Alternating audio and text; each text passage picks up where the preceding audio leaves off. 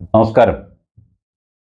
നവീൻ ബാബുവിൻ്റെ മരണവുമായി ബന്ധപ്പെട്ട ദുരൂഹത അഴിയുന്നതിന് വേണ്ടി അദ്ദേഹത്തിൻ്റെ ഭാര്യ ശ്രീമതി മഞ്ജുഷ ഹൈക്കോടതിയിൽ CBI എൻക്വയറി ആവശ്യപ്പെട്ടുകൊണ്ട് റിട്ട് ഫയൽ ചെയ്തിരിക്കുന്നു. മരണകാരണം എന്താണെന്ന് ഉള്ളത് അറിയുക എന്നുള്ളതാണ് അവരുടെ ആവശ്യം. CBI റിട്ട് ഫയൽ ചെയ്ത വിവരം പുറത്തു വന്ന ഉടൻ തന്നെ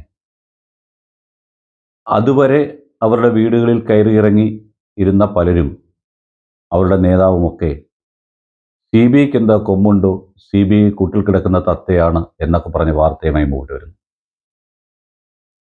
ഒരു മനുഷ്യൻ്റെ ദുരൂഹ സാഹചര്യത്തിലുള്ള മരണം അത് അന്വേഷിക്കപ്പെടേണ്ടതല്ലേ എന്ന് ഈ പൊതുപ്രവർത്തക മേലങ്കി അണിയുന്ന ഈ പ്രഭുക്കന്മാരോട് ചോദിക്കേണ്ടി വരുന്ന ഒരു ഗതികേടുണ്ടല്ലോ, അത് ലോകത്ത് മറ്റൊരിടത്തും ഉണ്ടാവില്ല. തൻ്റെ മക്കളോടും ഭാര്യയോടും വളരെയേറെ ചേർന്ന് നിന്ന സ്നേഹസമ്പന്നനായ ഒരു വ്യക്തിയായിരുന്നു നവീൻ ബാബു. അദ്ദേഹം ആത്മഹത്യ ചെയ്യുകയായിരുന്നുവെങ്കിൽ ആ കുടുംബത്തോട് അദ്ദേഹത്തിന് എന്തെങ്കിലും ഒന്ന് പറയേണ്ടിയിരുന്നേനെ. മാത്രവുമല്ല, ഒരു മെസ്സേജ് എങ്കിലും അവർക്ക് അദ്ദേഹം അയച്ചേനെ. പക്ഷേ ഇതൊന്നും ചെയ്യാതെ അദ്ദേഹം വിട പറഞ്ഞു എന്ന് പറയുമ്പോൾ, അദ്ദേഹം ആത്മഹത്യയിലേക്ക് പോയി എന്ന് പറയുമ്പോൾ അത് വിശ്വസിക്കുവാൻ അദ്ദേഹത്തെ അറിയാവുന്നവർ ആർക്കും കഴിയില്ല എന്നുള്ളതാണ് സത്യം. എന്തിനാണ് CBI എൻക്വയറിയെ ഒരു സർക്കാർ പേടിക്കുന്നത്? നമ്മുടെ രാജ്യത്തെ ഏറ്റവും വലിയ പ്രശ്നം എന്താണെന്ന് ചോദിച്ചാൽ, ഏതെങ്കിലും ഒരു കക്ഷി ഭൂരിപക്ഷത്തിൽ വന്ന് അധികാരമേറ്റ് കഴിഞ്ഞാൽ പിന്നെ ഭരണം മുഴുവൻ ആ പാർട്ടിയാണ് നടത്തുന്നത്. ഭരിക്കപ്പെടുന്ന ജനത്തോട് സംസാരിക്കുന്ന മൊത്തം പാർട്ടിയുടെ നേതാക്കന്മാരാണ്. അതൊരു തെറ്റായ കീഴ്വഴക്കമല്ലേ ജനങ്ങൾക്ക് നൽകിക്കൊണ്ടിരിക്കുന്നത്? ഒരാൾ അധികാരത്തിൽ കയറിക്കഴിഞ്ഞാൽ പിന്നെ അദ്ദേഹം ആ നാട്ടിലെ മുഴുവൻ ആൾക്കാരുടെയും, അദ്ദേഹത്തെ എതിർത്തവരുടെ കൂടി ജനപ്രതിനിധിയാണെന്നാണ് വെയ്പ്പ്. അങ്ങനെയാണെങ്കിൽ നവീൻ ബാബുവിൻ്റെ മരണത്തിന് ഉത്തരവാദികൾ ആരായിരുന്നാലും അവരെ നിയമത്തിന് മുമ്പിൽ കൊണ്ടുവരാനുള്ള ധാർമ്മികമായ ചുമതല നമ്മുടെ സംസ്ഥാന സർക്കാരിനുണ്ട്. എന്തിനാണ് അതിനെ എതിർക്കുന്നത്? ഇന്നലെ വരെ അദ്ദേഹത്തിൻ്റെ കുടുംബത്തോട് ഒത്തുനിന്ന പത്തനംതിട്ട ജില്ലക്കാരായ നേതാക്കന്മാർ പോലും അവർ CBI അന്വേഷണം ആവശ്യപ്പെട്ടുകൊണ്ട് ഹൈക്കോടതിയിൽ പോയപ്പോൾ വെപ്രാളപ്പെടുന്നതാണ് നാം കണ്ടിട്ടുള്ളത്.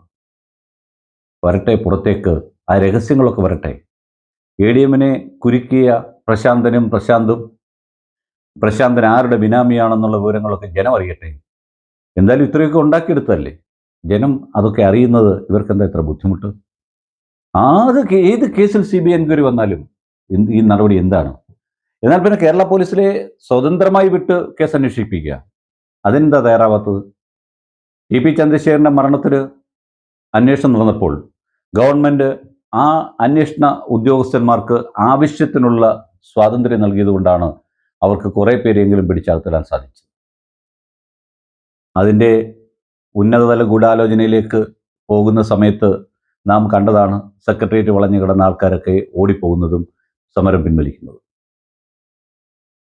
അങ്ങനെ ആവില്ല ഇതെന്ന് അറിഞ്ഞതുകൊണ്ടാണ് ഇങ്ങനെ ചെയ്തത്. പക്ഷെ ഇവിടെ നമ്മൾ ചിന്തിക്കേണ്ട ഒരു കാര്യം, ഈ വീട്ടുകാർ ചെല്ലുന്നതിന് മുമ്പ് അദ്ദേഹത്തിൻ്റെ മൃതദേഹം ഇൻക്വസ്റ്റ് തയ്യാറാക്കുകയും പോസ്റ്റ്മോർട്ടത്തിന് അയക്കുകയും അവരെവിടെ ചെയ്യരുത് എന്ന് പറഞ്ഞിട്ടുണ്ടോ ആ ഹോസ്പിറ്റലിൽ തന്നെ പോസ്റ്റ്മോർട്ടം ചെയ്യുകയും ചെയ്തത് അറിഞ്ഞിട്ട് കൂടി ഞാൻ മനസ്സിലാക്കുന്നത് ഒന്നിലധികം നിയമബിരുദമുള്ള ആൾക്കാർ, നിയമപരിജ്ഞാനമുള്ളവർ, പ്രാക്ടീസ് ചെയ്യുന്ന വക്കീലന്മാർ അദ്ദേഹത്തിൻ്റെ കുടുംബത്തിലുണ്ട് എന്നാണ് മനസ്സിലാക്കുന്നത്.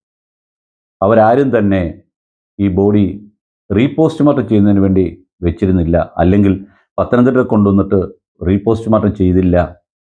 കൂടാതെ കത്തിച്ചു കളയുകയും ചെയ്തു. അങ്ങനെ തെളിവുകൾ ഏകദേശം 90% അങ്ങനെ തന്നെ നശിക്കപ്പെട്ടിരിക്കുന്നു. പോസ്റ്റ്മോർട്ടം റിപ്പോർട്ടിൽ എന്താ എഴുതി വെച്ചിരിക്കുന്നതെന്ന് നമുക്ക് അറിയില്ല. എന്തായാലും ആത്മഹത്യ, അദ്ദേഹം തൂങ്ങി മരിച്ചു എന്ന് തന്നെ ആവാനാണ് സാധ്യത ഈ കാര്യങ്ങളുടെ കിടപ്പനുസരിച്ച്. പത്തനംതിട്ട ജില്ലക്കാരനായ ഒരു മനുഷ്യൻ്റെ മൃതദേഹം സ്വയം അതിൻ്റെ ഉത്തരവാദിത്വം മൊത്തം ഏറ്റെടുത്ത് പോസ്റ്റ്മോർട്ടം ചെയ്യുന്നതിന് നിർദ്ദേശം കൊടുക്കുവാൻ കണ്ണൂർ കളക്ടർക്കോ അല്ലെങ്കിൽ കണ്ണൂർ കളക്ടറെ നയിക്കുന്ന നേതാക്കന്മാർക്കോ എന്ത് അധികാരമാണുള്ളത്?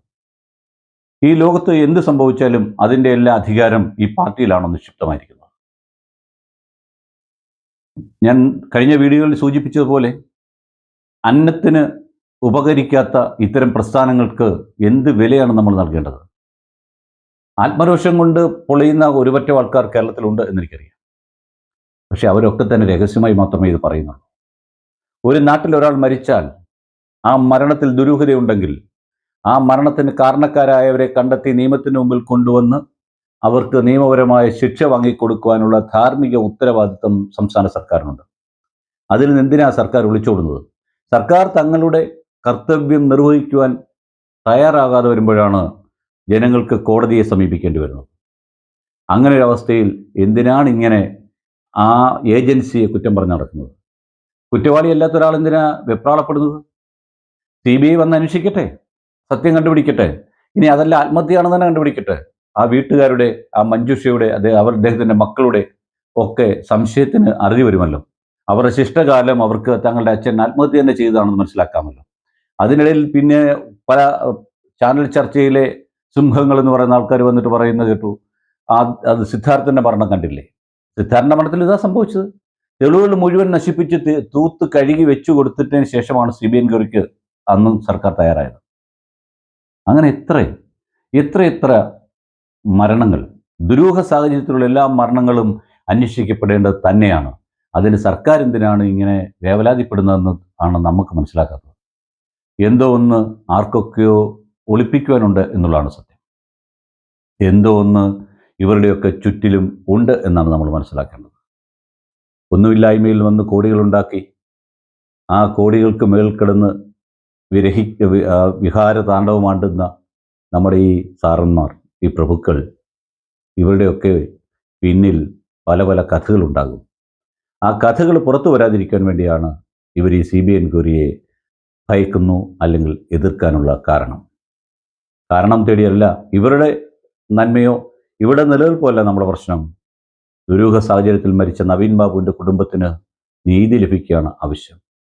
അതിനുവേണ്ടി ഇവിടുത്തെ ദൃശ്യമാധ്യമങ്ങൾ അവർക്ക് നീതി കിട്ടുന്നിടം വരെ അവരോടൊപ്പം നിൽക്കുകയാണ് ചെയ്യേണ്ടത്. ഇത്തരം പ്രസ്താവനകൾ പോലും ഒരു കാരണവശാലും പുറം ലോകം അറിയാതെ, ഇവരോടൊന്നും ഒരു ചോദ്യവും ചോദിക്കാതെ ഇവരെ കാണുമ്പോൾ മൈക്ക് താത്തി പിടിച്ചു പോകാനാണ് ഇവിടുത്തെ മാധ്യമങ്ങൾ തയ്യാറാകേണ്ടത്. എന്തൊക്കെയാണ് വിളിച്ചു പറയുന്നത് ചോദിച്ചു കഴിഞ്ഞാൽ അവർക്ക് തന്നെ അറിയില്ല അവർ ഇന്നലെ എന്താണ് പറഞ്ഞത്.